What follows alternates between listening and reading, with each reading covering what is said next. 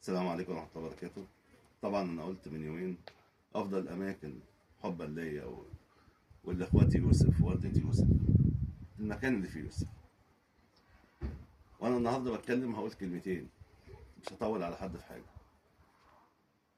أول حاجة هنحط مليون خط تحت كلمة القانون.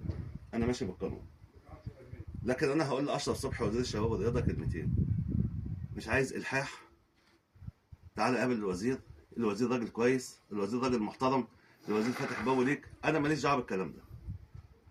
انا بقولها لك يا اشرف يا صبحي، انت المسؤول عن اللي انا فيه دلوقتي بالقانون. انت المسؤول عن اللي انا فيه. وبرضه بقولها لك وهقولها لك قدام الولد ده كله، الوضع دلوقتي حرج وحساس. خلاص الحكومه ماشيه. انت ايه اللي بينك وبين الدهراوي ماسك فيه لغايه دلوقتي؟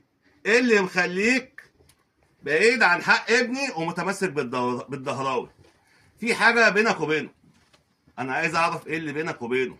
اطلع كده قول للناس الراجل ابو يوسف ده راجل كذاب وانا راجل صادق. ما تقدرش تعملها. ما تقدرش تعملها لان انت السبب في اللي في ابني ده. وبقولها لك، انا عندي ده وسيف ام يوسف الست اللي امبارح كان ربنا اللي عالم بيها. اقسم بالله انا ماشي بالقانون، لكن لو حد من دول وقع مني او حصل له حاجه انتوا كده بتدخلوني السجن رسمي. بتدخلوني السجن رسمي. السلام عليكم.